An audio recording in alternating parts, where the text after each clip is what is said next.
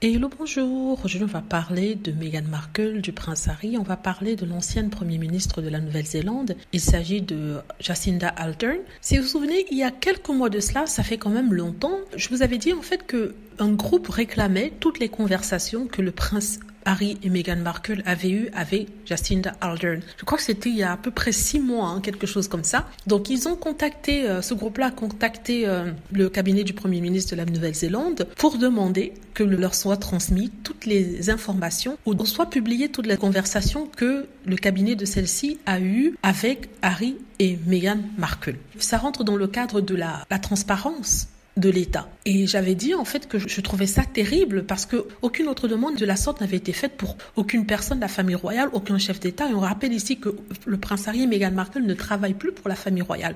J'avais trouvé ça trop injuste et c'était incroyable le genre de demande qui était émis quand il concernait Harry et Meghan. Ce sont les tabloïds qui essaient de fouiller pour trouver quelque chose où il n'y a rien. Finalement, le cabinet de Jacinda Ardern a donné une réponse à ça. Apparemment, ils vont donner toutes les conversations officielles qu'elle a eues avec le camp des Sussex quand ils étaient en camp dans la famille royale. Mais en ce qui concerne des conversations privées qui auraient eu lieu entre elle et les Sussex, rien ne sera publié, ce qui est tout à fait normal. Il y a le cadre privé et il y a la sphère publique. La sphère publique, c'est lors de son travail pour le gouvernement néo-zélandais.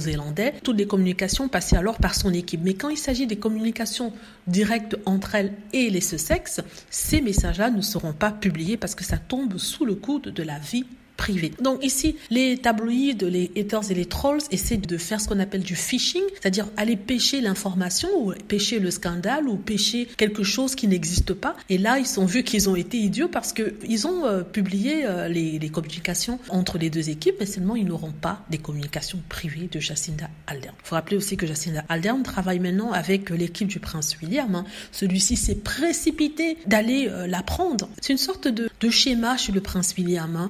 Il prend tout ce que Harry et Meghan ont.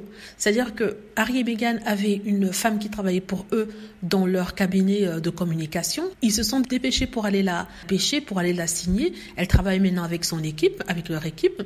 Maintenant, il y a Jacinda Ardern et l'équipe de William s'est précipitée pour aller la signer dans sa fondation Earthshot. C'est ridicule.